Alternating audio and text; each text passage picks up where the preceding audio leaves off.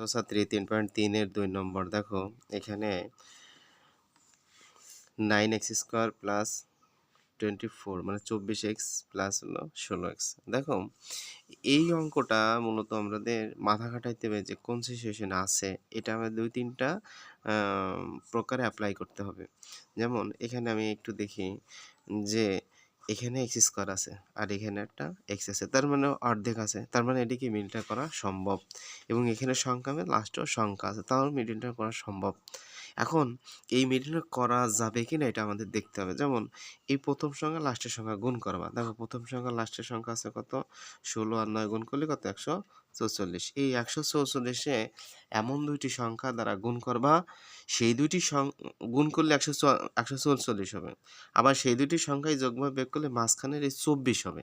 তাই আমরা কি নিতে পারি, দেখো আমরা এখানে আছে 24, তাহলে আমরা জানি কি 12 আর 12 যোগ করলে কত হয় বলো, 24 হয়। তাহলে আমরা আর 12 আর 12 যদি আমরা গুণ করি তাহলে 140 হয়, ক্লিয়ার হিসাব। তাহলে আমরা 9x, এখানে কিন্তু 16ই টাইনে যাইতে হবে, বাট 144 মাথায় রাখতে হবে।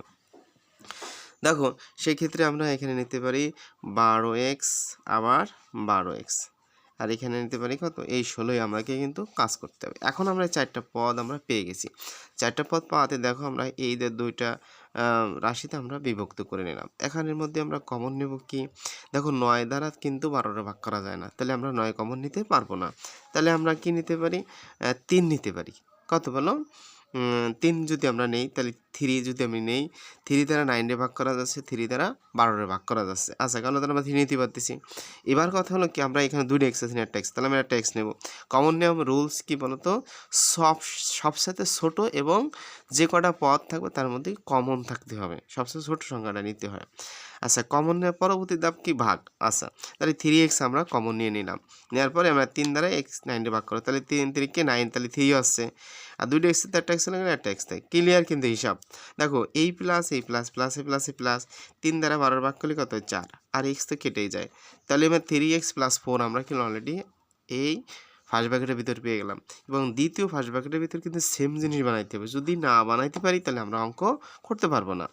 এখন পরবর্তী কাজ হলে এখানে যে চিহ্ন থাকবে সেই চিহ্ন আমরা আগে নিব, নেওয়ার পরে এবার আমরা একটু দেখি এইটা, তাহলে 4 নিতে পারি। 4 দ্বারা যদি আমি 12টা ভাগ করি তাহলে আমি 3 পাচ্ছি, 4 দ্বারা যদি 16 ভাগ করি তাহলে 4 পাচ্ছি, তাহলে আমাদের এই কমপ্লিট হয়ে যাচ্ছে। তাহলে আমরা নিতে পারি কি বলো, 4।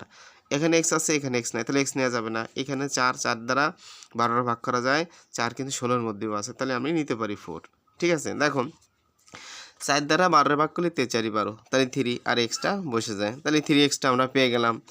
এই প্লাস, দেখো এই প্লাসে প্লাসে প্লাস, এই 4 দ্বারা 16 ভাগ করি, 4 × 4 = 16, একেবারে কিন্তু স্বচ্ছ হিসাব। আচ্ছা গেল, এখন এখানে সেম মিলে গেছে, দেখো 3x + 4, 3x + 4, তাহলে আমি একটা 3x + 4টা আমি নিয়ে নিলাম। নেওয়ার পরে এখানে আবার 3x আছে, 3x আর এখানে +4 আছে। দেখো এই দুইটা ফার্স্ট ব্র্যাকেটের ভিতরে কিন্তু আমরা সেম জিনিস পাইছি, তাহলে আমাদের কাজ করতে হবে কি, যদি সেম পাই তাহলে আমরা উপর একটা হোল স্কোয়ার ইউজ করতে পারি। এই যে আমাদের কাজ হয়ে এইগুলো আমাদের অ্যান্সার। দেখো এই অঙ্কের ভিতরে আমার মনে হয় না বুঝতে অসুবিধা হওয়ার কথা। বেস্ট অফ লাক, ভালো থাকো।